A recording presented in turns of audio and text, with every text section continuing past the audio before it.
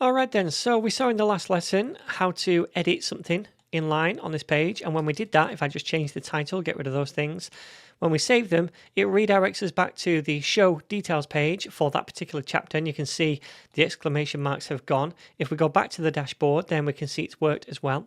But we want this behavior to be a bit more like when we add a new chapter or when we delete a chapter, in that the modal closes once we've saved those edits and we see an updated list of chapters right here. So we're going to implement that behavior in this lesson. All right then, so if we go to the edit page, you can see that currently when we submit the form, we're sending a post request and it's to the update function, right? This endpoint. So what we want to do is actually add some HTMX attributes on this form, but we only want to do that if this fragment was delivered using HTMX in response to an HTMX request, meaning we're on the outline page. Because if we just land on this page in its kind of legacy format, if you like, then we don't want to use HTMX. We just want to keep on using the form as it is. So we need to check, was this sent to us using HTMX? And to do that, we need the HTMX flag passed into the view. So let's do that.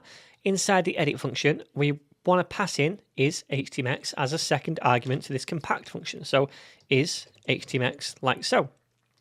And now inside here, we can do the little if check inside the form.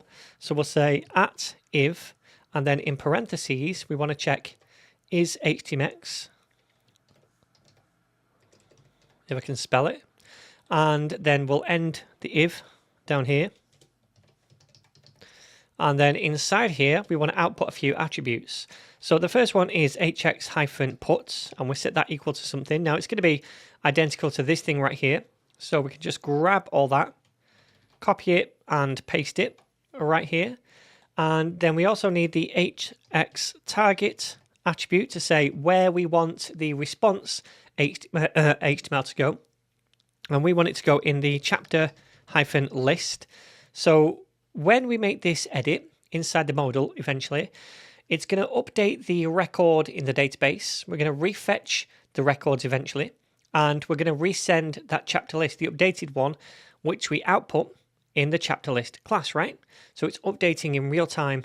And then the next thing we need is the hx-swap attribute, just to say that we want to replace the outer HTML of that element, so the entire thing. All right, cool. So now we have this thing right here, and next we need to react to this inside the update function in the controller, which is down here. So we need to check, do we have an HTMX request, right? Because we can either send it classically using this form or using HTMX. So let's check if we have an HTMX header. Let's grab this line of code because it's identical. And we want to do it after we update the record, so we'll do it right there. Okay, so if the request does have this header, if it was an HTMX request, what do we want to do? Well, we want to do exactly the same thing as we did in either the destroy or the store function. And what we did there is check if we had that value. Was it HTMX that made the request? If it was, then we grab an updated list of chapters.